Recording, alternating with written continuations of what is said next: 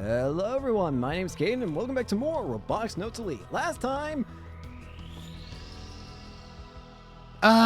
Anyways, this time... let's get back to it, shall we? Were you aware of the fact that as of today, major rocket launch sites worldwide have launches scheduled for this week? What? It's not just a TNSC? Cape Canaveral. Baikonur. Gina? I cannot say any of these names. And Tanegashima, Japan. This is the first time this has happened in the entire history of space exploration. There have never been this many at one time before. Are you saying it was planned? No, it was the opposite. In truth, this was total coincidence. It's all thanks to last year's solar storm. However, it is also true that they gave special attention to such a coincidence. At first, we suspected they were the ones behind the scheduled launches at these 5 locations. But no matter how much we investigated, there was not a single trace of evidence. The rockets were all completely clean. From that point, we were forced to make an educated guess, speculating that they would attempt to hijack one of these rockets right before launch. We've been trying to narrow down which of these locations they would utilize, but Senemia's actions today made it crystal clear. They intend to use Tanegashima. The BHP is likely resting on the island as we speak. A chill runs down my spine.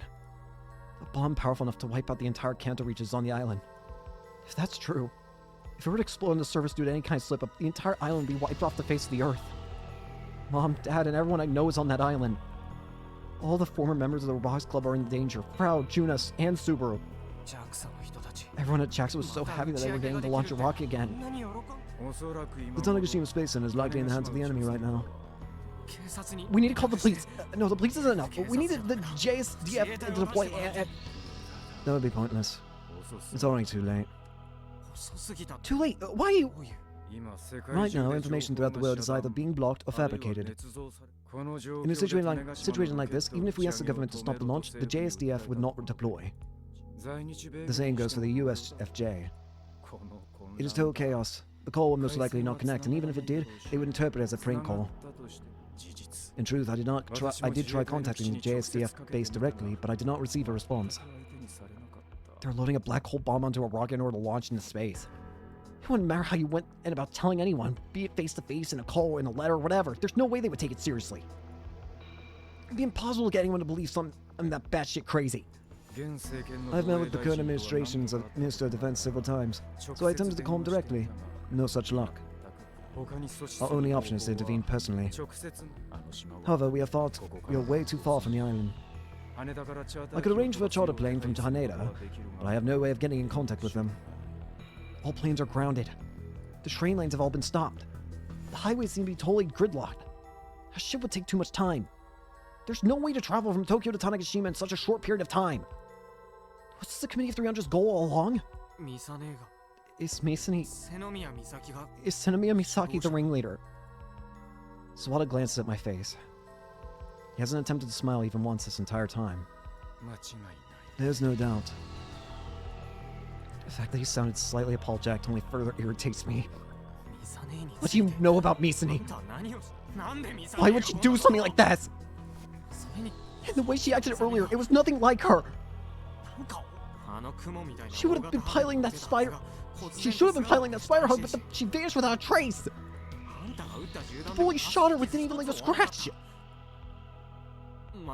It's like she was a ghost. Was that even really Misani? I'm under the impression that what we saw is an illusion similar to the space elevator currently sitting atop the ocean. Or perhaps it would be easier to understand if I said it was akin to AR visible to the naked eye. The specifics were written in the Kimijima reports. My guess is that it's an application of VR technology. Everything she said to you was likely programmed in advance as well. I thought it sounded like a robot! She was designed to make it look like she boarded Sumeragi. Why go through all that trouble? I'm wondering that myself. The robot known as Sumeragi cannot be operated by one of pure flesh and blood. What in the world is that supposed to mean? He's designed for someone already equipped with a hug. Only a person wearing a special hug known as Kaminagi can operate Sumeragi. Kaminagi? Kaminagi is classified as a pilot-type hug. It stands out about 5 meters tall. 5-meter hug? And what does he mean pilot-type? I can't even visualize what it looked like. The cockpit of Sumeragi was designed for Kaminagi to ride inside of. But they said it has a finger-something system so it can be controlled with only the pilot's fingers. The piloting is done using the FOS, but Sumeragi is still just a concept model. It was developed as a set with Kaminagi. That's the reason. It has no versatility as of right now. It would not recognize anyone not wearing Kaminagi. It would refuse to activate. It was not even connected to the network in the venue. It was a completely standalone system. The other possibility I can think of is that Sinomiya's comrades were among the venue staff. They could have tampered with its programming in order to make it go berserk. At any rate, the only reason I can think of it in regard to why they would show Sinomiya entering the robot is as some perverse masturbatory display. It was both a diversion and a way of taunting me for knowing nothing. How much has Akio been suffered because of that one decision alone? Then where is she? The real Masony? Did she actually die years ago and she's been kept alive in an AR annotation or something? Please tell me that's not true! I consider the possibility that she only existed on the internet like Irie and I shudder. The Masony that I've always looked up to. The Masony who Akio loves. I don't want to believe this is possible. But it's true that I haven't seen her in person in 7 years. I have no evidence that she's still alive. At the very least, I met Sinomiya at work 3 days ago. And I can guarantee that she was very real. How would you know that? I had to test out a new bodysuit designed for hugs. It was something the company made. A female staff member helped her put it on at the time, and we talked for a short time afterward. Fine, then where the hell's the real Masony right now? Swada shakes his head lightly. The highest possibility is Tanegashima. He sneezes on Tanegashima. That's way too ironic. She hasn't been home in 7 years. Is Masony the mastermind behind Project Adam? Does she have connections to the Committee of 300 or the Tavistock Institute? Sinomiya is most likely a mere pawn. A pawn? A device meant to be used and subsequently discarded. There's no way I can believe that. I've had enough of this bullshit.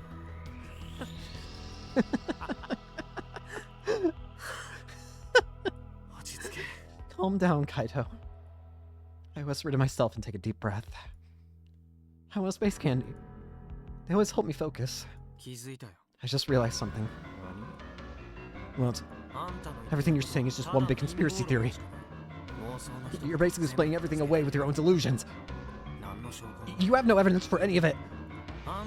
You're lying through your teeth. You're trying to confuse me with your own fabrications. Brainwashing propaganda. You explained it all in detail to me specifically for that reason, right?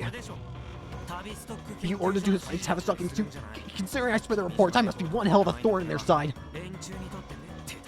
You're just feeding me this bullshit in order to confuse me. You won't trick me. I won't fall for it. You're on the side of the Committee of 300. You're my enemy. Are you gonna kill me just like you killed Kimijima Ko and Kaguri Minami? Where's Masony? Tell me where she is right now. Despite my threatening attitude, Swada remains unfazed. That composure of his pissed me off, so I grab him by the collar. Answer me! I don't care if Swada's leg is injured. I raise him up by the neck. Swada's face contorts slightly as if he's in pain. It's true that my father, Yosan Brogyo, is a special advisor in the Tavistock Institute. And that's not all. He's a member of the Committee of 300. I know it. But that's purely my father. I, however, am revolting against the committee. Bullshit! I don't blame you for thinking I'm one of them. But there's a scar on my back about 50 centimeters in length that given to me by an assassin that my father sent after me. Do you wish to see it? Hell no! That's not evidence of anything! And there's nothing I can do. You may kill me then. Just be quick about it. What's your deal? Do you think I can't do it? Don't test me. I can kill someone like you, no problem. I can... Swada isn't resisting anymore. In fact, his face has already gone pale. I snapped at my sensor and released him from my grip. You really are a coward. Damn it! I'm pathetic. I knew I didn't have it in me to kill someone. I understand why you'd be suspicious of me. I was too close to the committee. Over time, they started to repulse me, and I could no longer let them do as they pleased. Though with only the power I wield, destroying them was a dream within a dream. But even then, I thought that if I kept working at it, I'd eventually have the power to take them down for good. I have allies who are willing to fight alongside me. They came to oppose the committee after noticing their dreadful plans for humanity, after attempts were made on their lives. I do not know if you have ever heard of them, but among our ranks, there are those such as Lightning Fast Nightheart, as well as Dash. Oh my god! Fuck me! You know everybody! I've had the whole thing wrong! I don't have a clue who those people are, and I don't care. Yes, you do, you dumbass! You called me sneak pawn earlier. So you know, right? You know who's using her. Who's the mastermind behind Project Adam? If you have been able to follow everything I've said so far, you should already know the answer. I think I do know. Stop being around the bush and just tell me already! Who the hell is it? Do you truly not know? Iruo, happiness for you, hidden hand, Tanegashima, Senomiya, MF Anemone, EM irradiation experiments, monopoles, exoskeleton, propaganda, misinformation about a 2020 solar storm, the Committee of 300, and Tavistock Institute. All of it was told to us by one person. But how? How could it be all them? They're dead! So how the fuck are they doing everything? They are all connected to the Kimijima reports. Yeah, but he's dead! And suddenly, just like that, only one name surfaces in my mind. My hair stands on end. No. No way. Swada weakly nods his head before continuing. The name of the mastermind behind Project Adam, the man currently at the head of this operation, is Kimijima Ko. Kimijima Ko still lives. Oh, fuck off. Fuck off. Fuck off. Fuck off. Fuck off. Fuck off!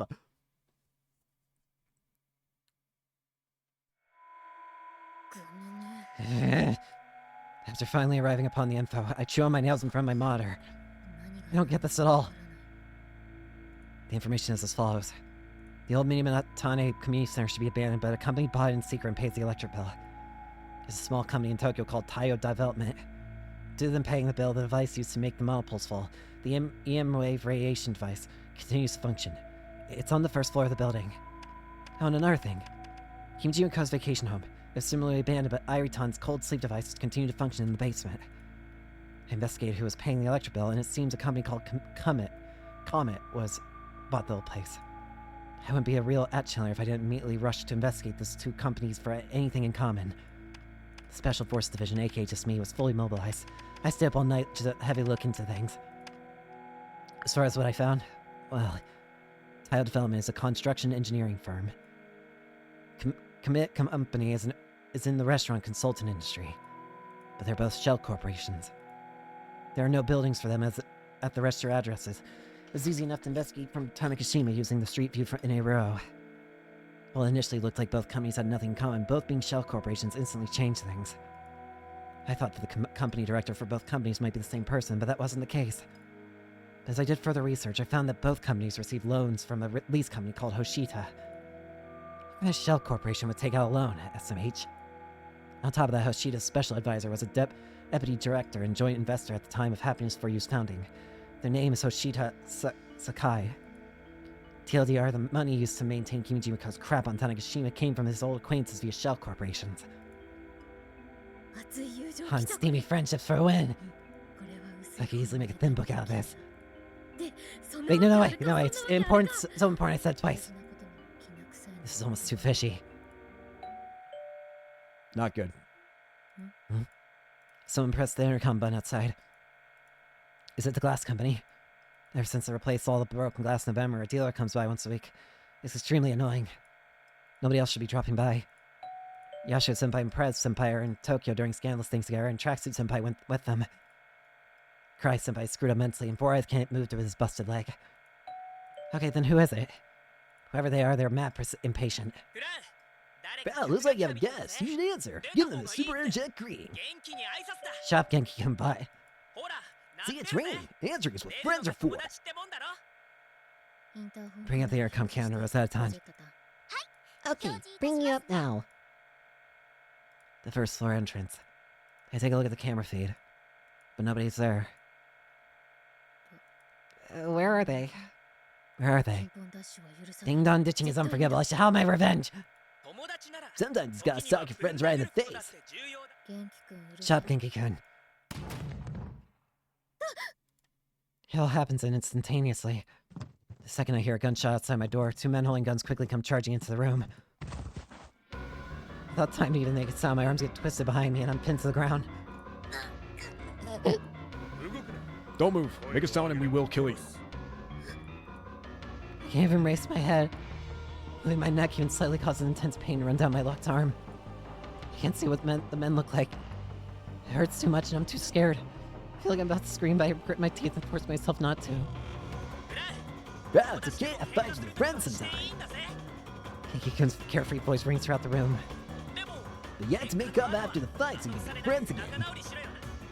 That's what true friendship is. Someone smashes my Pokecom screen with the butt of their gun. Genki-kun goes silent on the broken screen. Target be secured. Restraining them now. Priest 3, what's your status? Priest 3, Priest 4, report your status. What's the delay? There's no answer from the two on watch. The two men go silent in their confusion. They still have their guns pushed up against the back of my head. I'm scared shitless, my teeth are chattering from the fear. I'm worried that the sound will anger my captor, so I bite down as hard as I can. I'm pounding down so hard that it feels like I'm going to start bleeding. Stand her up. Let's move. Get up. I pull me up by the arm. Pain shoots through my joints, causing me to tear up. Priest 3, Priest 4, respond. Priest 3, what's going on? They won't be answering anytime soon. Excuse you? What? My arm suddenly released. I hit the floor. Not on my hands and knees, I raised my head slightly. I looked toward the entrance of my voice where the new voice came. Entrance of my room where the voice came from. And standing there is... Yes! The two downstairs are enjoying nap time. Tenojishi? Oh, you're part of the group too! Who are... Her movements are almost light speed. Again, now she acts normally. Her current reaction speed is unbelievable. In a flash, she closes the distance between herself and the two strong men that have their guns raised. She slams her knee into the first man's face, riding her momentum from earlier. You! Unshaken by the fate of his comrade, the other man points his gun at Tenojishi, but she's already at his chest. She grabs the man's gun, spins around to his back, slamming her heel into his Achilles tendon. As the man falls on his back, Tenojishi drops her knee onto his face without a moment's hesitation. The brawny man's body quivers for a moment before going limp. The man who suffered a knee to the face groans as he tries to get up, but Tenojishi is too fast for him. Yeah. She plants a roundhouse kick into the defenseless man's jaw. Flawless victory. And just like that, both men are sprawled across the floor unconscious. Yes, Nae! Yep! Holy shit, that was me! Exactly! That's what I'm saying! That's what I'm talking about! Yep! How is she so strong? What was that just now? No matter how you look at it, she has to be a manga heroine. I'm not accepting any other answers. TYVM. In a matter of seconds, she put down two heavily armed adult men without much of a scratch.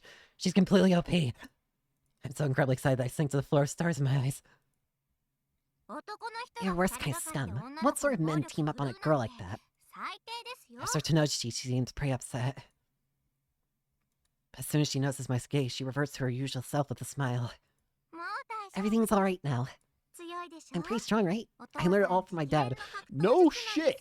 I didn't even think of it, but you are fucking Mr. Bronze, kid. Fucking... Bro, she could probably kill these men just by slapping them. Now then, what's our next move? I have no clue what's going on, but there is one thing I'm certain of. His side henceforth you'll be now known as Nai-sama. Huh? I'm not exactly the Yuri type, but I'd totally be down to let Nai-san have her way with Sama have her way with me. Screw it, take me right now. I'm fucking losing my shit.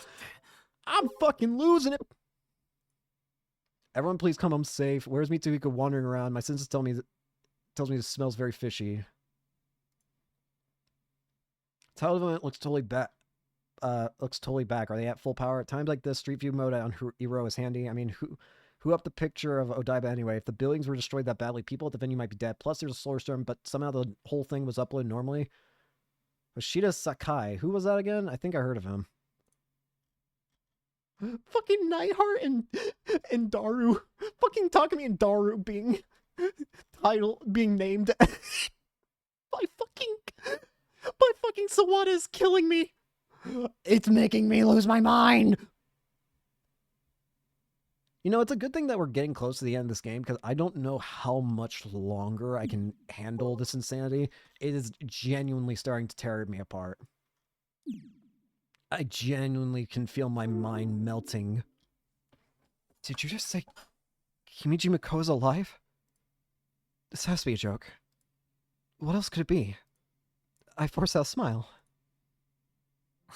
That's impossible. I saw Kimiji Mako's death reported on the local news. The police found his remains. I mean, I didn't see it directly. I was still a kid at the time, and I just happened to be hospitalized. But when I first found the Kimiji reports, I went to the town library to look up the newspapers from that time. I don't have concrete evidence of it myself. However, the more I think about it, the more I dig, the more I have to come to believe that he must be alive. But it was in the newspaper! There's only one possible explanation, and it might make sense why... There's only one thing I can think of, and it might actually explain why Misaki is acting the way she is. He's like Irie now. Or like how Irie was. He's an AI now, isn't he? That's the only thing I can think of. What if he's an AI? He's been put into Iruro. He lives through Iruro, and what if somehow through that he can control Misaki? She said she was possessed. Can she not fight against Kimiji Mako? Oh my god! I found Kimiji Mako's body! It was about 2 weeks after the MF Anemone accident! And the MF Anemone... Kimiji Mako died around the same time that the MF Anemone incident took place. Why didn't I realize that until now that these two incidents occurred so closely together? I believe I already told you. The MF Anemone incident was an electromagnetic irradiation experiment. The man in charge of it was Kimiji Mako. Let's just say that he is one of the many products birthed by the Tavistock Institute. It seems Kimiji Mako is a member of the Institute. The silent weapon created with the specific purpose of inciting and brainwashing the public. That is who Kimiji Mako is. I've had enough of your delusions! The man died nearly 10 years ago! You're being manipulated! Sawada raises his voice for the first time. But that's crazy! This is all completely crazy! So what you're saying is, the Kimiji reports I spent all this time searching for, the reports written to warn and protect the world, all of it was bullshit! You're telling me that the Kimiji Mako and his spawn, Masony, were behind the MF Anemone incident! If I were to believe that, there's no way I could stay sane! Both of them were behind the incident the entire time! There's no way! Hey, I'm on the brink of losing it here. So please, tell me you're lying. Tell me this is all just delusional nonsense! Tell me! The world I believed in up till now has been turned upside down. The people I believed in up until now. If If this is all the truth, then I don't want to know the truth anymore. Ignorance is bliss. Izuka-sama's right. I opened Pandora's box. I was a fool. Please, say something. I don't care if you lie, just tell me. This is all just a delusion. Unfortunately, it is all the truth. Swat has no mercy. He completely ignores my pleas. It was Tsunomiya herself who alluded to the possibility that Kimijima-ko was still alive. In retrospect, that was the exact moment when I began to trust Tsunomiya in full. From then on, we worked together to follow any trail that Kimijima-ko left behind. But in reality, Tsunomiya was masterfully feeding me false information. That is why even after 3 years of digging, I could never find him. Believe me, I am just as much of a fool. In truth, Kimijima-ko effectively guided us with his misinformation. And you fell for it just as hard as I did, Yashio Kaito. I'm not blaming you. Neither of us could have done a thing against the silent weapon. The Kimijima reports were just another piece of propaganda designed to deceive the world. Kimijima-ko casually spread his false information, thereby manipulating others to propagate it worldwide. As it continued to snowball, it would transform from urban legends into full-on global conspiracy theories. Speculation beckons further speculation, and the real truth becomes uncertain, hidden in a sea of information. And so the world is deceived. The people start finding faults in everything, and it all swells and festers until it reaches its utmost limit and explodes. Yo! I'm so sorry, but wait. Now's maybe not the time to do this, but I just yippee! Xenoblade Chronicles X Definitive Edition on Switch 2 just got an upgrade pack for Switch 2 edition. I'm gonna have to. I'm sorry. I just saw my phone ring and I wanted to see. You know what? I needed that. I desperately needed that laugh. And that positivity. Because I've been waiting for that for a long time. I know this is not the time to be talking about, but man, that was funny. It's like, the world is ending and here's the grand conspiracy. Oh my god, my favorite game just got an update. Symbol of that is the grand obelisk in the collapse of Odaiba.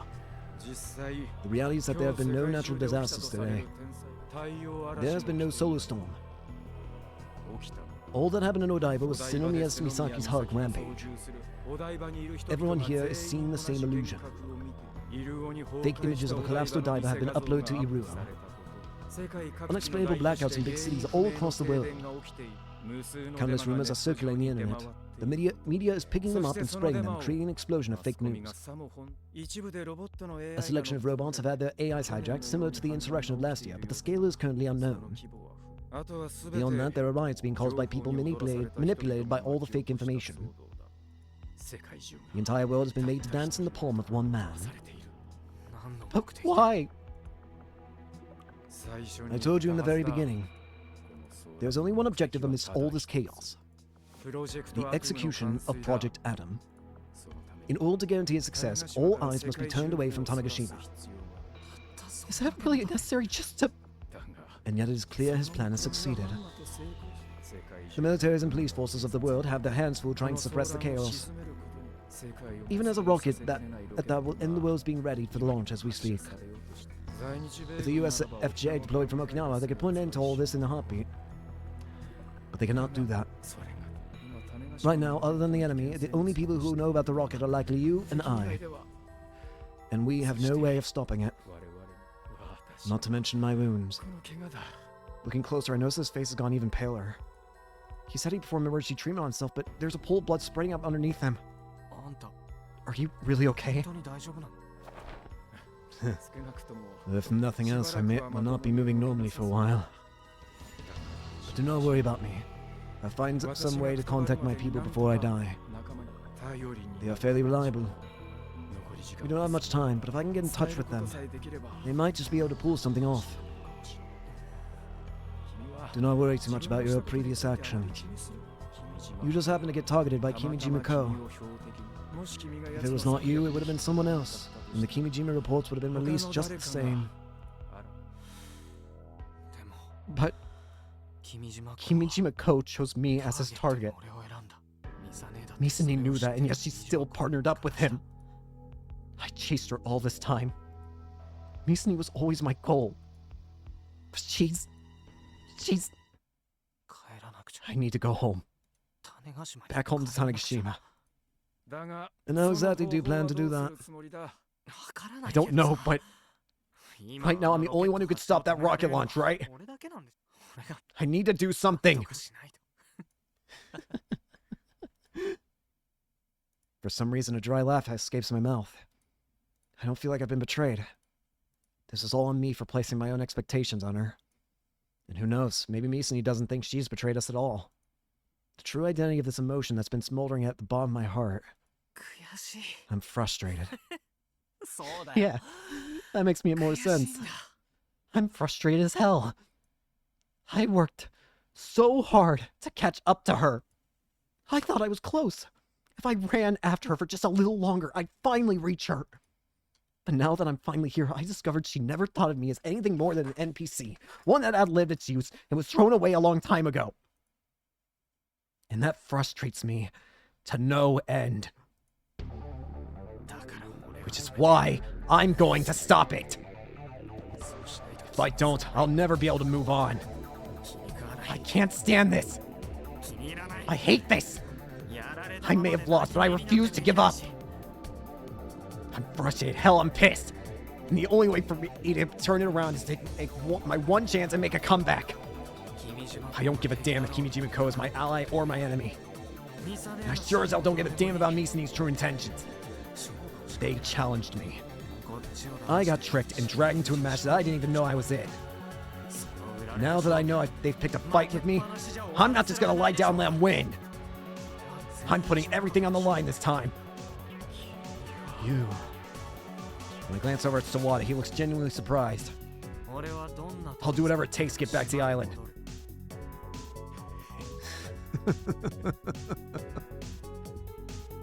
Sawada quietly chuckles and shrugs his shoulders.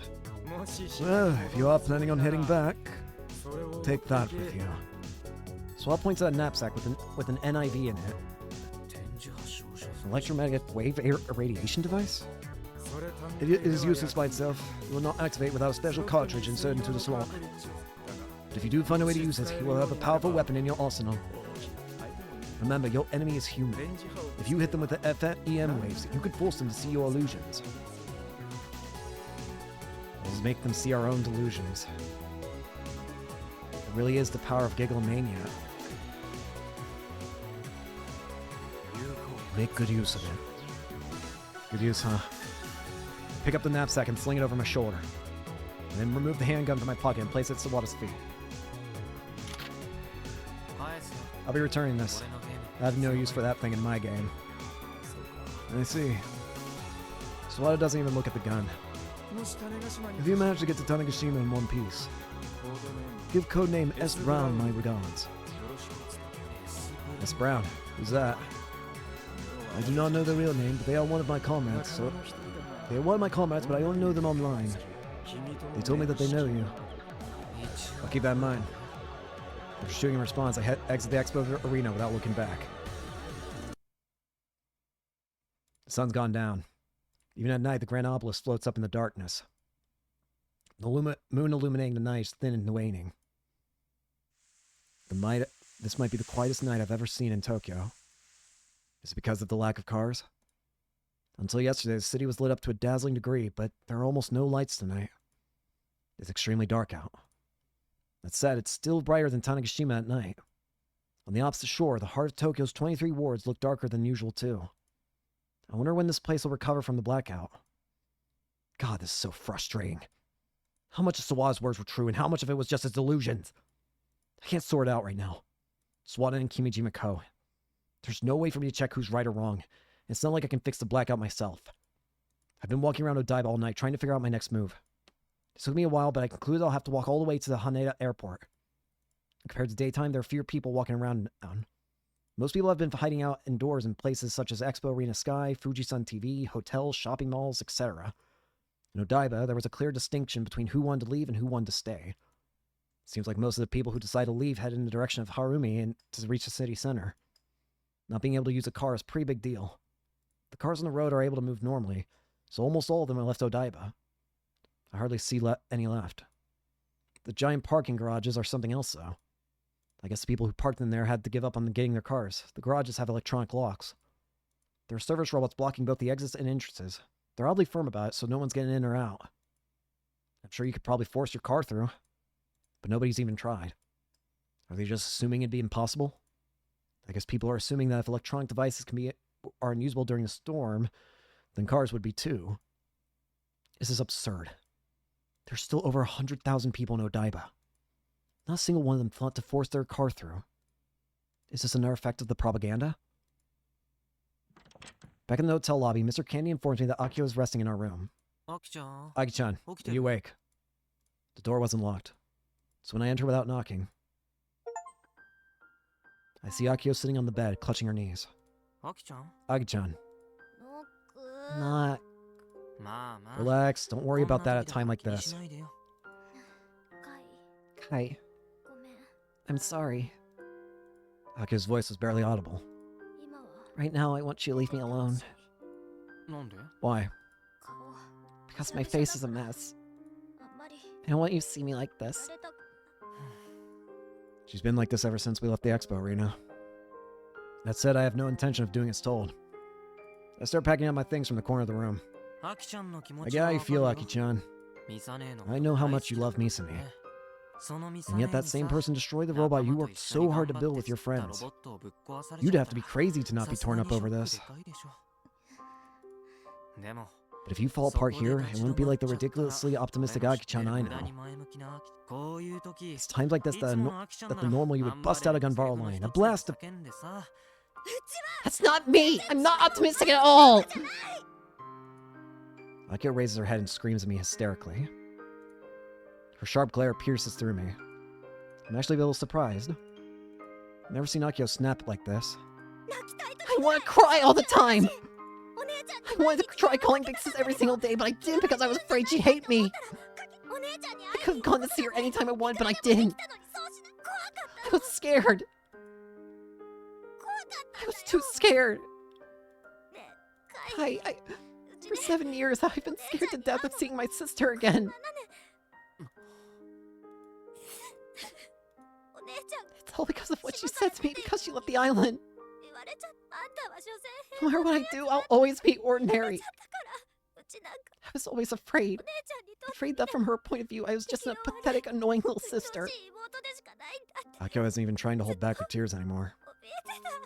How much has she cried today? Too much. Her eyes are swollen and red.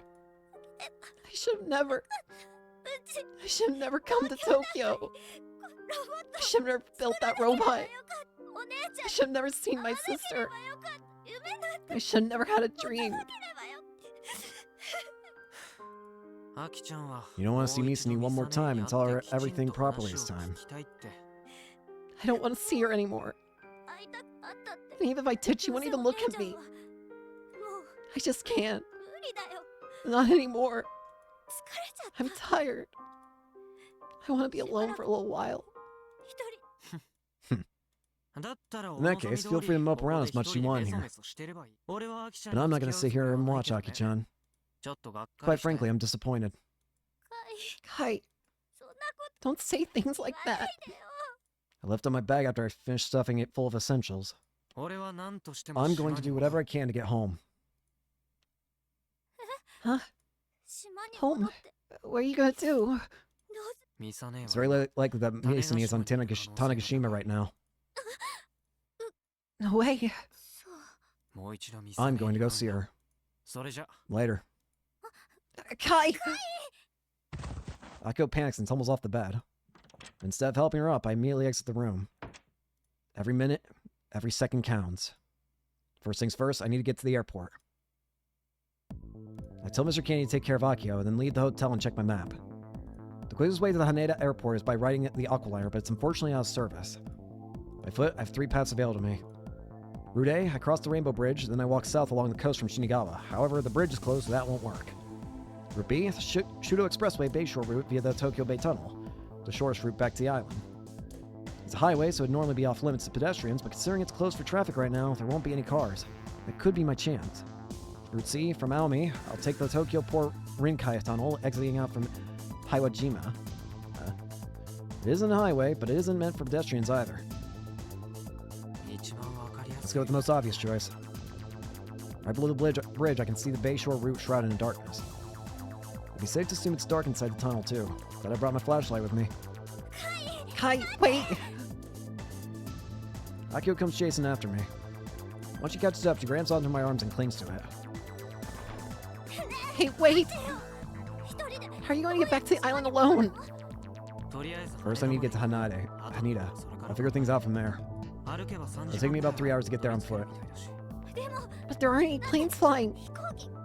Who knows? Maybe flights to Kagoshima will suddenly get restored. It doesn't have to be Kagoshima. I'm fine with anywhere on Kyushu. By the way, I have to go see Misumi, no matter what it takes. Aki-chan, you read them too, right? The Kimijima reports? You know about Project Atom. It's also that Misumi is in the process of making that a reality. She's trying to use a TNSC rocket to kill 5 billion people. Akio's eyes widen as she shakes her head in denial. Grab her by the shoulders and look her straight in the eyes. Right now, we're the only ones in the world who know that. That's why I'm going to the island. Kai, do you love my big sis? The hell? Is this really the time or place for this? Why would she suddenly ask me that now of all times? Whatever, it doesn't matter. Yeah, I used to. After I say that, I pull Aki in close. That's not why I'm doing this. I'm not even doing this to save the world. It's a lot more selfish and trivial than that. I'm going so I can sell things with Misumi. Sell things? What do you mean? This is a match. To me, that is. I lost the first round, pretty badly at that. But I refuse to sit here and let her mock me any longer. I was always the one doing the chasing. I was determined to surpass her. And reaching the top would mean that I finally did. I am who I am now because I believed that. I spent my entire life chasing after this distant goal, never thinking of anything else. I'm not going to let her quit while she's ahead. Before she kills 5 billion people, I'm going to make her face me in one more match. And if I win, I'll be the best in the world. Kai... What about you, Aki-chan? Are you okay with losing to Misumi? Are you going to let her become the worst mass murderer in human history? 5 billion people. That's too much for me. I feel Akio's back trembling. This isn't a burden we can carry. Kai, no matter how hard you try, you won't be able to do anything about this. Let's just stop. We can just stay here until it's safe. Akio's still down for the count. It'll probably take her a while longer before she gets back on her feet. Looks like I'll have to leave her here. What's that? The sound cuts through the silence and assaults my eardrums, getting closer as it continues to screech. Is that the shriek of car tires? Before long, I see light coming from deep inside the Tokyo Bay Tunnel. It's a pair of headlights. A single car is flying through the tunnel at breakneck speed. But if they give me a ride, then maybe I can get to Haneda that way. I let go of Akio and peer down underneath the bridge. Emerging from the tunnel is an ugly, run-down white station wagon. It jostles and shakes violently as it zooms along before it randomly screeches to a stop in the middle of the road, almost directly below me. The driver's side opens. With all the highway lights off, I can't make out the person at the top of the bridge. Excuse me!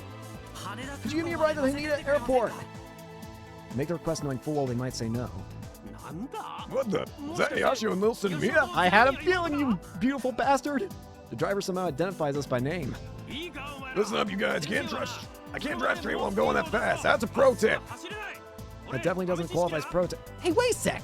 Michi! I strain my eyes. The figure steps in front of the headlights. There's no mistake. The man that appears for us in all his tracksuit glory is the very same delinquent teacher we couldn't get in touch with for the life of us. Go get my uncle! We're heading home! As he said that, Michi shot me a thumbs up as if to tell me he already knows everything. Hell yeah! Yes! Yes! Power!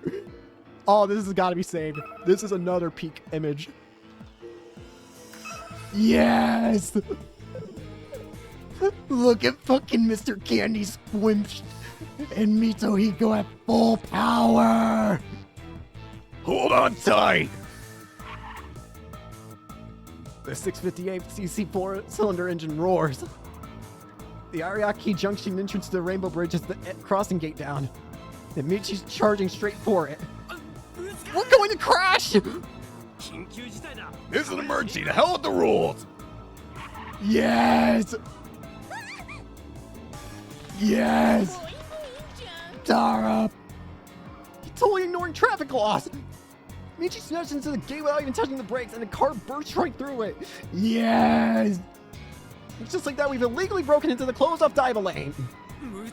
This is insane, Michi! I'll be damned if this isn't Japanese impact! Wait, why are you enjoying this? Wait, isn't the Rainbow Bridge closed? Is this even remotely safe? Wait a sec, Michi, slow down. What are you talking about? I'm following the speed limit perfectly. The fact that his driving's so messed up, despite going the speed limit, is actually kind of impressive. We've been jerking left and right in our seats the entire time. Unless I see the Rainbow Bridge trudging out in front of us. None of the lights are on, even the aircraft warning lights are off, leaving the bridge completely shrouded in darkness. Hey, Mitsuhiko, where exactly are you going? Aren't we going to Haneda? Haneda's in the complete opposite direction. Even if we get there, the planes aren't flying. Hold on, did you think that Haneda and Narita were the only airports in Tokyo? They're not. That's the pro tip. We're at the Chofu. Chofu! Chofu Airport? Is it famous or something? Nope, most people living in Tokyo probably don't know about it. Wait, Michi, does that airport really exist? It does, young one. Michi grips the steering wheel and grins. By the way, there's a facility right next to it. This is some big stuff, but I'll fill you in just this once. It's the JAXA Chofu Space Center. Huh? Consider that a pro tip too. The engine's noises grow louder. And before I can even connect the dots, we're already at the end of the Rainbow Bridge.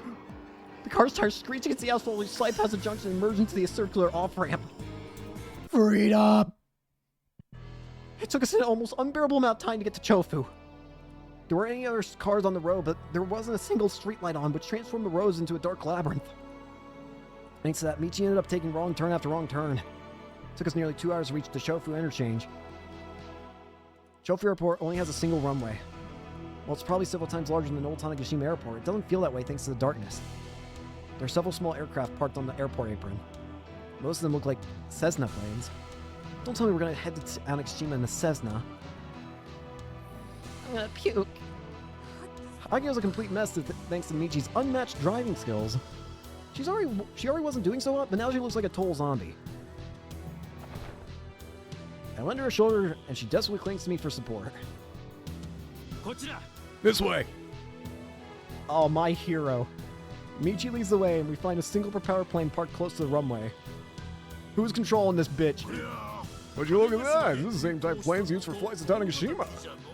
He's right. It can carry about 30 people. Upon closer inspection, the company name written on the frame is also the same. The ramp has already been lowered, making it possible to see the captain on standby in the cockpit. Other than that, I don't see a single passenger inside. As for the cabin crew, there might not be one. Michi then waves his hand at the cockpit window. Who the fuck is it? Yeah, Yasho-san! Sorry to make you come all this way. It's Dad! Huh? What? Wait, hold on. Wait. Dad! I sprint over to the plane and can't believe my eyes when I peer into the cockpit. The captain sees me and salutes. I can see the man's size clear as day thanks to the cockpit lights. There's no mistaking it. Dad! What's he doing here? Michi, what is this? Would you care to explain what the heck's going on? Michi shrugs his shoulders and playfully ignorant expression on his face. Remember Tanochi-san from JAXA? Yeah, Nai-san. What about her? About a week before we headed to Tokyo, she called me out and your old man out of nowhere. Nai-san called Dad? She told us it was possible there might be a terrorist attack in the near future. She said that if something happened while we were in Tokyo, we should go to the Chofu airport. Oh, you beautiful bastards! And she asked her dad to fly his plane here if the terrorist attack actually went down. She even said that the people up top proved of this already. Wait, could Nai-san possibly be the S. Brown that Sawada mentioned? You're telling me that Dad flew all the way here after the solar storm hit? I look up at the cockpit again. Dad seems to be frantically checking some meters. I'm the only one here who knows that there wasn't a solar storm at all. In other words, Dad came here knowing full well his plane might turn into a brick mid-flight. That's crazy. We'll talk about details later. Everything's ready to go, so let's make it like a tree and scram. Ignoring the last part, he's right. The details don't matter. Now's not the time to think about who Nai-san really is or Dad's recklessness. I have something else I must do. Something I want above all else. And that's to face Misani in a match. Mr. Kenny and Michi both head toward the plane's air stair. I'm about to follow them when I notice Akio frozen in place. Aki-chan. She has her arms wrapped tightly around herself and she's trembling. Are you really going home? I'm scared. I'm scared of seeing Big Sis again. Aki-chan, you don't have to see her. Kite. But I know you're gonna get lonely if you stay here in Tokyo alone. So come on, let's head home together. I'm sure your parents are worried about you. Akio remains silent. Her head's hanging low. Irie! Wait! Suddenly I hear a singing voice coming from the darkness of the runway. The bird in the cage. Someone's there, shrouded in darkness. A ghost? An illusion? I don't see it. I don't see her. Where the fuck is she?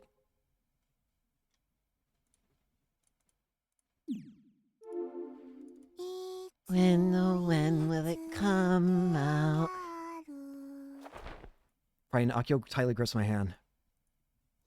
And I have done. Amidst the silence, the sound of his footsteps gradually grows closer. The cream and turtle slip. And at last, the source of voice slowly reveals itself from the shadows. That appearance, that face. Is it actually real Irie? There's no way I was naked. Real Irie! What are you doing here? Whoa, ain't that the ghost of Uchigaoka Park? Should I be recording this? That girl, that's Irie, isn't it? The AI program created by Kimiji Miko, Misani's friend.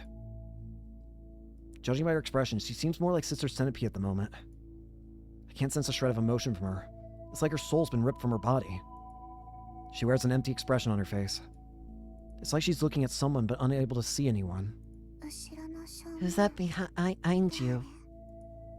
She mumbles quietly. Which one is she? Is she the real Yukifune Irie? Or is she the AR program created by Kimiji Miko? I'm looking at her without using a Pokecom right now. So under normal circumstances, that would mean that she has to be the real one. Of course, that could also be not the case because reality's already broken enough as it is. We're able to see the illusion of that tower, so it wouldn't be too far-fetched to assume we can see the AI Irie. But that means nothing right now, especially considering what happened with Misani and the Grand Obelisk. She could be just another illusion visible to the naked eye. Plus, her timing leads me to believe that she must have been waiting for us. Irie begins to slowly raise her thin, slender arm. Ah! Gun! And stops at about shoulder height. In her hand is a handgun with a black luster that smoothly reflects the moonlight. The contrast between her childlike appearance and the cold sheen of the gun is staggering. I almost start to sweat, but then I remind myself that if she's just an AR program, the gun isn't real. This is just a bluff to... What? The asphalt near our feet bursts into the air. That was a real bullet. Her gun's real.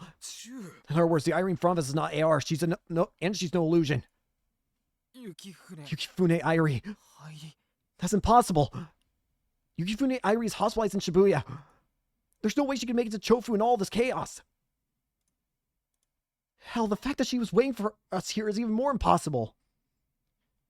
No, I think it is her, but it's just like what's happening to Misaki, isn't it?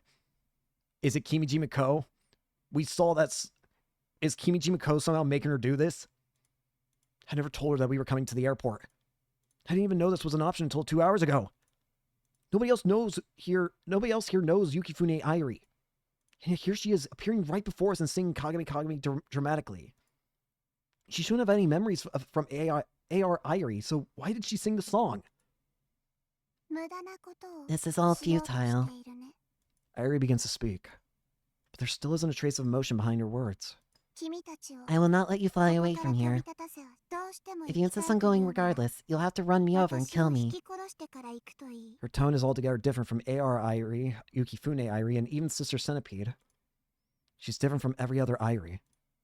Then who is she? Of course, I am a human being, of flesh and blood. If you run me over, my flesh will tear, my bones will snap, my innards will be crushed, and my blood will gush forth. Someone's watching me. It's not Airi. Someone somewhere is staring at me. I have no clue where they are. Are they further in the darkness, right next to me, behind me, in the plane? If you are prepared to do that, then do as you wish. Who are you? Yoshio. Michi then whispers into my ear. Look at her through Iruo. Huh? Is it you? I bet it's you. I hurriedly whip out my Pokemon, turn the camera. It's you! Bastard! Then I boot up Iruo. Let her go! And there, right on my screen, fucker is a man.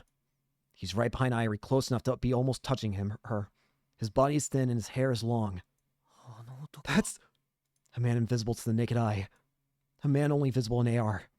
A ghost. The wandering dead. Don't tell me I've never seen that face before, but... You're... Kimiji Mako! As soon as he hears me say the name aloud, the man's lips twist into a wicked grin. Everything Sawada said was true. The culprit behind everything, the mastermind behind it all. The man who changed Misani. The man who deceived me. It's him. All of this was because of him. The project is already 90% complete. I can hear his voice.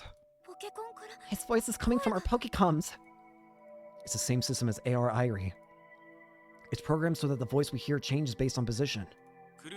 Much like a car is at braking distance, my plan cannot be stopped so abruptly. Is this Kimiji Mako's voice? Therefore, no matter how hard people like you and Sawada can try, you're far too late. You cannot stop it. I spent over 10 years on this project above all else. I wanted to be absolutely sure. I eliminated as many irregularities as possible from the project. Your role was already complete. You've already exited the stage, so I'm going to have to ask that you stay backstage. His voice is very soft. Actually, it feels more weak than anything. Mr. Canny would make for a much better final boss. Wait, no, I can't let him fool me. If what Sawada said is true, then this man is the terrifying silent weapon. A being trying to slaughter 5 billion people. And if you still insist on trying to interfere with my work, well... I could do this to Yukifune Airi. Kimiji Mako's hand covers Airi's hand and holding the gun. She's like a puppet on strings. Yukifune Airi and Kimiji Mako's movements are synchronized. No! He bends Airi's arm, raising the gun with it. He then places the muzzle up against her temple. Despite what's happening, Airi's expression remains vacant. You would be driving this poor girl to suicide. Stop! I gulp down my breath. I choose my words carefully as I talk to the Phantom Man. I thought you were dead. Are you just an AI like Airi? I suppose I may be correct in a technical sense. However, the volume of data is different from Airi. I converted my memories and personality into data. Converting memories into data was made possible through a certain university in the US. They published a thesis. Oh my fucking god. No! It's the fucking... We heard all about this in Steins Gate Zero! Fucking... That's what happened to fucking Kurisu in Steins Gate Zero! Fuck me! I put that into practical use. In other words, you could say I'm a personality that has been transferred onto the internet, memories intact. While it might be artificial in a sense, I have gained eternal life. Envious? Originally, I'd planned to perform a perfect transfer after some more thorough research. However, things went a bit sour when Senomiya Misaki murdered me. Huh? What? Misani killed Kimiji Miko? Weren't they supposed to be co-workers? I'm so confused. Once again, I have no clue what's going on. What is Misani's goal in all this? I glanced over at Akio to see her reaction. She looked stunned. Consequently, I was constructed using incomplete alpha data taken just prior to my death. Due to that, I can't utilize all the power I had when I was alive, hence why it took 10 years to execute this plan. Project Adam was originally scheduled for 2015. What do you mean Misani killed you? Ah yes, she was truly brave, fairly barbaric as well. She tried to stop me that day. I was in the middle of an important experiment, you see. An important experiment? The MF Anemone. Yes, it was to confirm whether it would be possible to show illusions to large groups of people using electromagnetic radiation. This man, how can he say something like that without a hint of hesitation? How much suffering does he think he put me, Akio, and everyone else on that ship through over the last 10 years? That day's experiment was to test the upper limit. I raised the electromagnetic waves to their maximum strength. Originally, I expected to kill every person aboard the MF Anemone. What? What did you just say? Indeed, if the experiment had gone on for another 10 minutes, that would have been the end result. Misaki just happened to drop by my house at the time, and when I told her about it, she told me to stop it. Silly girl. What fool would stop simply because they were told to?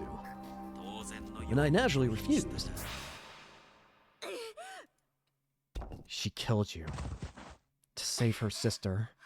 To save Kai. And you took over her body. I won't let you kill them! I won't let you kill Aki or Kai!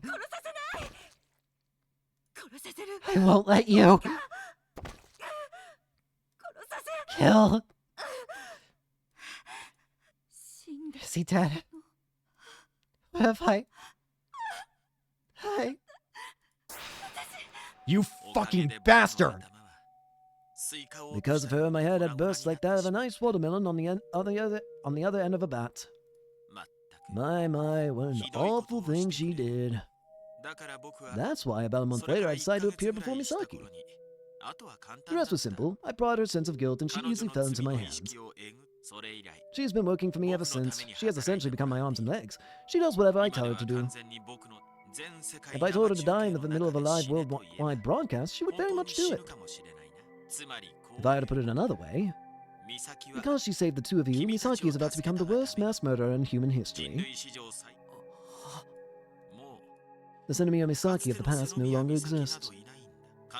She showed us the full weight of her sins. The moment she murdered me, the rest of Misaki's life was set in stone. Tell me, do you intend on killing her in order to save the world? I admit, that would be quite admirable. However, if you were to do that, I would simply turn you into my next set of tools. I would use the guilt you carried over killing your sister. Eventually, our beloved heroes would succumb to their inner demons and destroy the world they once protected. A scenario like that doesn't sound too bad at all, don't you think? I have all the time in the world, so I have no qualms with starting from scratch. So, what will you do? Will you go to the island and have your battle to the death with Misaki? Oh, and by the way, she's armed with the second Sumeragi unit, the very machine that destroyed your robot. Perhaps I'll command her to kill all of you in earnest this time. Hi! I try to respond. The person who holds me back and steps toward Kimiji Miko is... Aiki-chan? Her expression is brave and imposing. The fear she had shown earlier had completely disappeared. She looks straight at Yukifune Airi and Kimiji Miko staying behind her, at the man invisible to the naked eye. Kimijima-san. Does my big sis still love robots? Aki-chan, what are you... What an amusing question! Still smiling, Kimiji Miko responds. She probably still does, I imagine. Misaki plays a game called Kill Ballad from time to time. She's Tuggy Ringer, aka Tuggerin. That really was Misani. Then Big Sis. Even now, she's still... From where I'm standing, I can see Akio clench her fists. To me, robots were what bound us together. Hmm? To me, robots were dreams. Robots were hope. Robots were the crystallization of the work that my friends and I did. Robots listen to our commands and carry them out. They can't even move properly without us there to tell them what to do. They are so big, and yet they need all the help they can get. But the more respect you give them, the more they'll give back. They might just be lumps of machinery, but I've come to believe they have souls.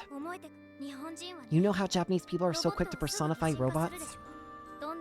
I think it's because Japanese people believe that anything and everything has a soul. Gunbill 1 and Gunbill 2 were both like my children. And yet Big Sis still destroyed it all. My sister, the same girl who loved robots with all her heart, turned around and destroyed them. How did she feel back then? Was she sad? Was it painful for her? Or was she able to feel anything at all? You won't get away with this. I won't let you get away with making my big sis do something so horrible, Kimijima-ko! You won't let me get away with this, huh? Splendid! Right, what do you plan on doing? Do you have a means to stop Misaki? Didn't I already tell you? She's armed with sumeragi. She's also accompanied by a team of 10 professional soldiers, all with very personal, intimate knowledge of their weaponry. Akio starts to laugh fearlessly. Without looking at me, she grabs my hand with hers. I grip it firmly in response. Haven't you heard? Evil robot is always defeated by the robot of justice. Always and until the end of time!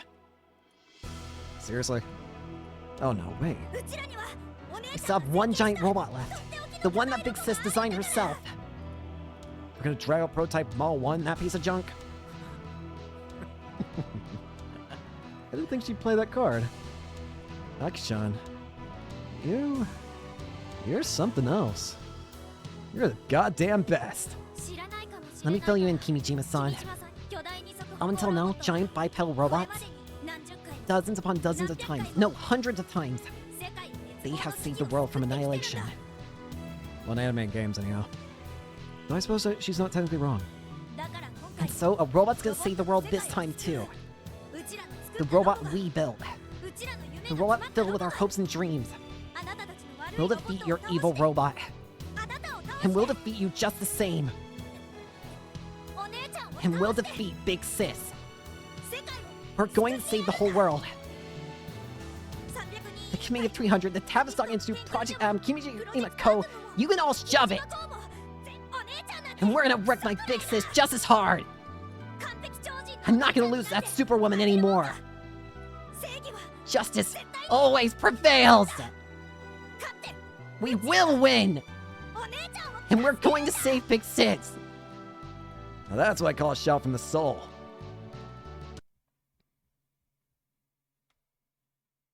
Subaru.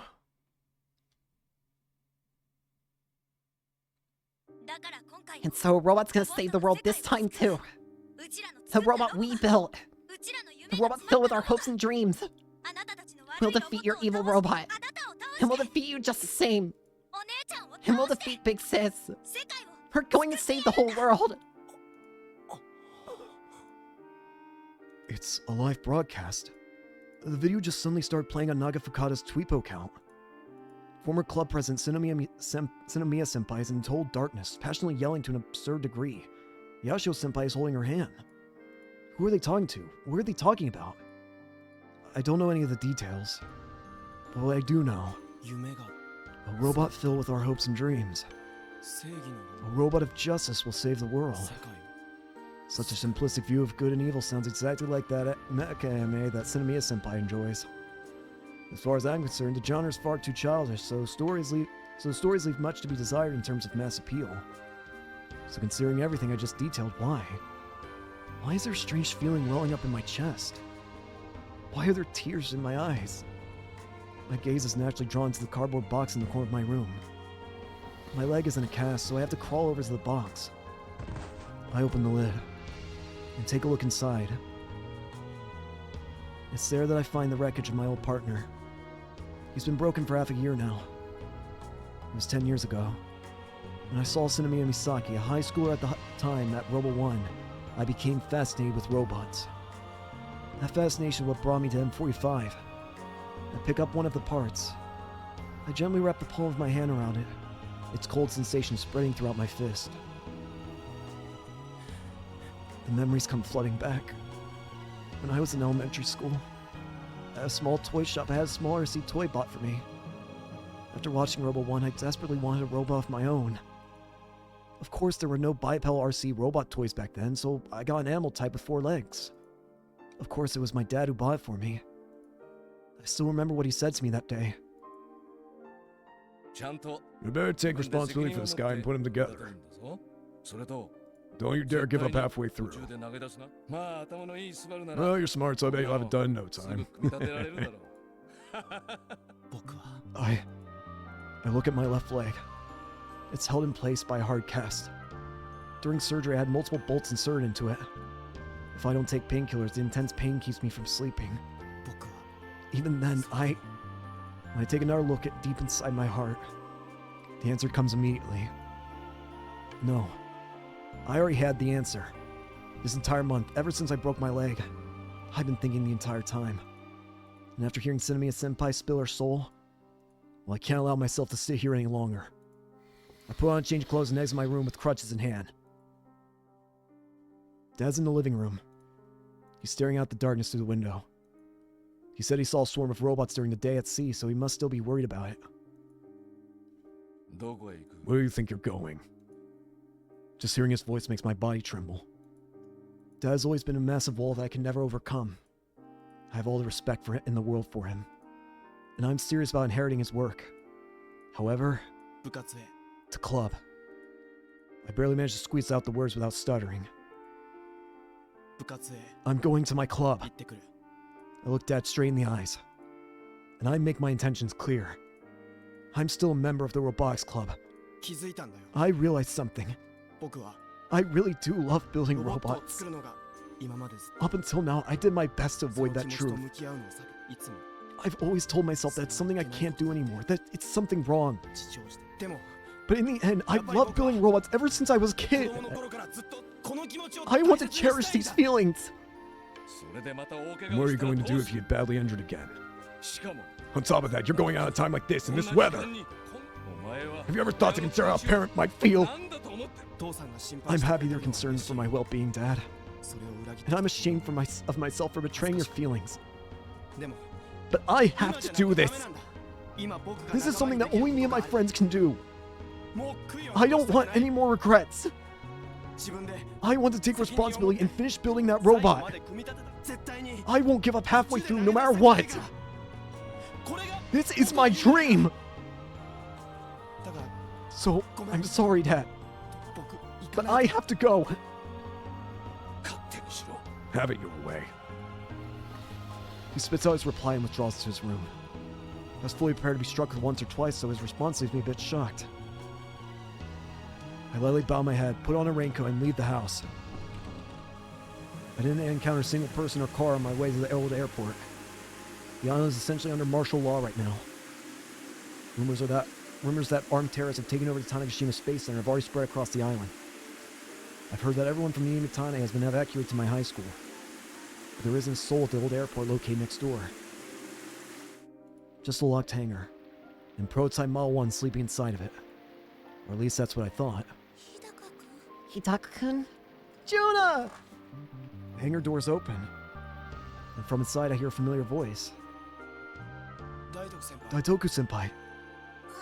I saw Akio-chan's video. I told myself I shouldn't come here. I still think that even now, but after hearing Akio-chan's words, I felt like I couldn't just sit around doing nothing. That's also what brought me here. You're going to rebuild Model 1-kun, right? That's what Akio-chan was saying. I'm sorry. I haven't once apologized to you, Hidaka-kun. I'm so sorry. It's because of me that the Roblox Club is gone. I didn't want that. I didn't want this to happen. I might not have the right to say this after injuring you, Hidaka-kun, but you'll have to let me come back. I want you, Akio-chan, Yashio-kun, and Kojiro-san to continue the Roblox Club. That's what I came here to say, and... Daitoku-senpai starts shaking her head left and right. She's been trying to hold back her tears this entire time, but she's given up completely. Large teardrops are already flowing from her eyes. No, that's not what I really want to say. I also want to continue with the Robotics Club. I want to build robots again with everyone. Daitoku-senpai wails loudly, her face a total mess. Even then, she doesn't try to wipe away the tears. She simply falls to her knees. Senpai? I know I can't be forgiven for what I've done. I'm useless. I don't add anything to the group. And even then... Daitoku-senpai gets on her hands and knees and puts her head down. I still want to try one more time. I don't want the new dream that everyone helped me find to end like this. Please, Hidaka-kun. I know I'm being selfish. Please forgive me. And let me help too. Please. The sound of the rain outside echoes loudly throughout the hangar. I don't think I've ever been here at night. I allow a sigh. I'm not going to give you a hand. My leg is broken after all. Raise her head and promptly stand up. You don't have time for apologies, Daitoku-senpai. What? With my leg like this, I can barely get around. So as a compromise, you're gonna have to do my share of the work. We'll call it even after that. Hidaka-kun. I'll do it. Thank you. Thank you so much. You forced the senior to get down on her hands and knees, then coerced her into becoming your slave. In a sexual way. I knew it was gonna be you. What a rogue is this? I'm suddenly assailed by a bright light. What's happening? Who's there? It's the light of a flashlight. Two figures appear. Hello. But from now on, I'm calling you Phoenix Four Eyes. I'll accept no objections. Excuse me! Daitoku-senpai, I understand, please, you completely misunderstand the situation. I'm sorry. Daitoku-senpai stands straight up, then staggers a little. She falls over toward me. This is bad. She falls me. I won't be able to support the weight. That's saying it's hurt my leg. But I have no escape route. Just when I come to expect the worst. Tsunoji-san swiftly dashes between us and catches Daitoku-senpai. Are you alright? Sorry. Is it just me or was she insanely fast just now? Yet here she is, smiling as usual. Subaru-kun, Juna-kun, Chan, and Kan-chan as well. Looks like all the former Robotics Club members are here, and accounted for. Former? I think not. We're the current Robotics Club members. Right. That's what I wanted to hear. Now this is the beauty of youth. How wonderful. Did everyone come here after hearing Akio-chan's passionate speech? Yeah! Daitoku-senpai and I both nod.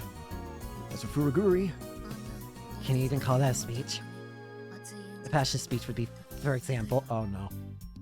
gentlemen, I like war, or something like that, as SMH. That said, Press Senpai did a pretty good job. It was pretty raw. She's muttering to herself. Then I guess we know what we have to do. Yeah! A familiar truck with a crane comes driving up to the hangar with perfect timing. Now from the driver's seat comes... Oh, you're all here.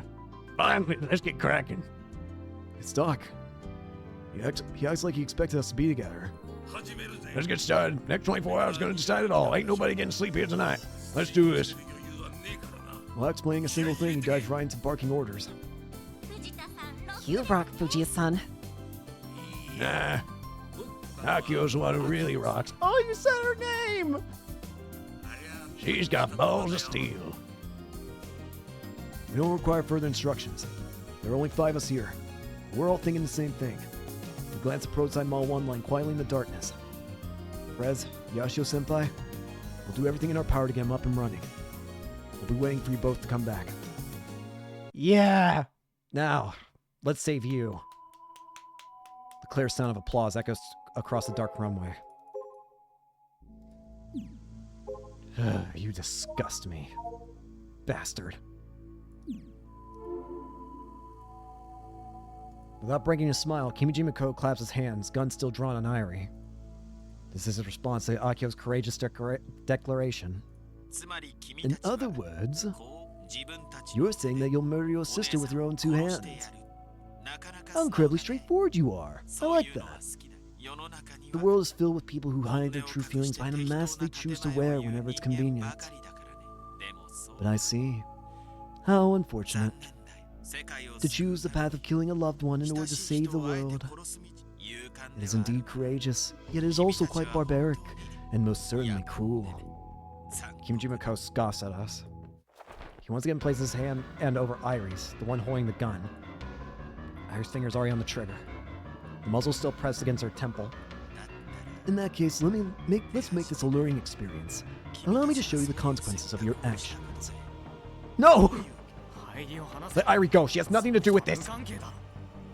Oh, on the contrary, she has everything to do with this. Up until this very moment, she's always been my hostage. The hostage that you chose to abandon. Stop. This was your decision. You endlessly cruel souls chose to save the world in exchange for this dear child's life. Stop! Which is why I shall now show no mercy. I need you all to understand very well what fate awaits you. What will happen when you face Misaki on Tanegashima? You mustn't avert your eyes. You must see this through to the end. The fate of the life you threw away. Even from this distance, I can tell. The finger that Irie has on the trigger has begun to tense up. Stop! If she squeezes any further, Irie's gonna die! How sad. After 10 long years, you've finally been awoken from your slumber, and for what? Just to die. If you want to resent someone, resent these people for trying to become the saviors of the world. Farewell, Irie. Stop! Boing-chan! What? No! Huh? Suddenly a rainbow-colored bullet with strange voice zips across my field of vision. That bullet flies directly at Irie. Snatches the gun from her hand, soars high to the sky! Oh! Bro!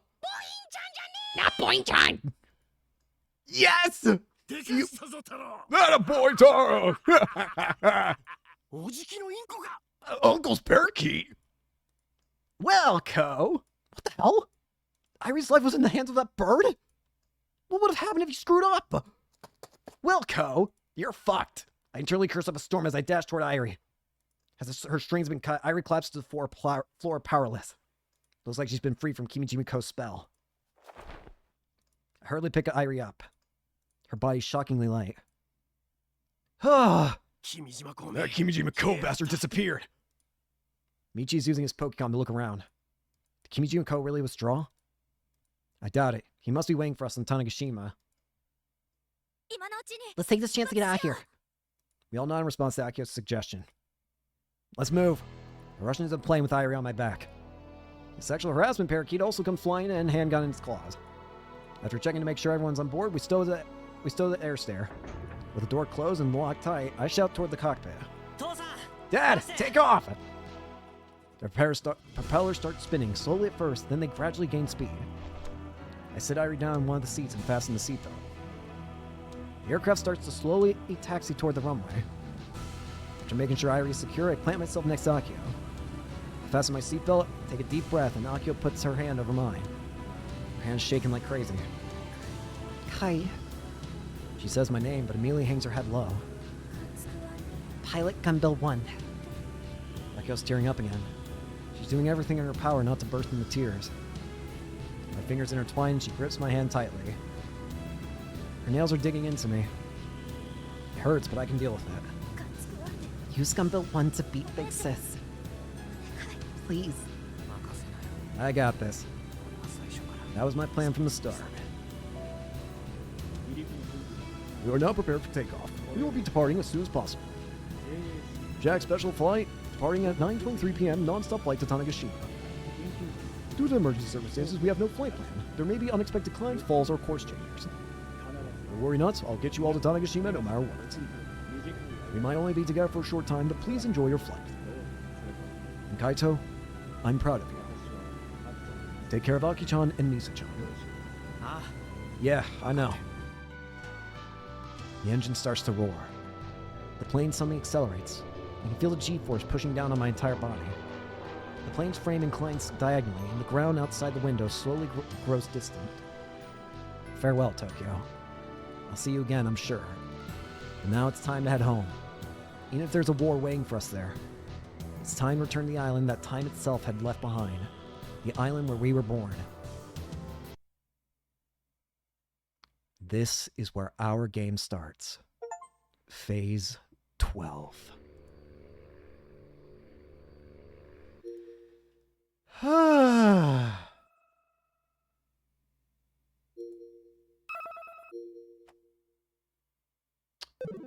I do not think I've got the energy to continue. I think I got a little too hyped, as you could probably tell from how I screamed a bunch. So I think we're going to go ahead and end it here for today. So, thank you all so much for watching. Hope you enjoyed, and hope to see you all later. Peace.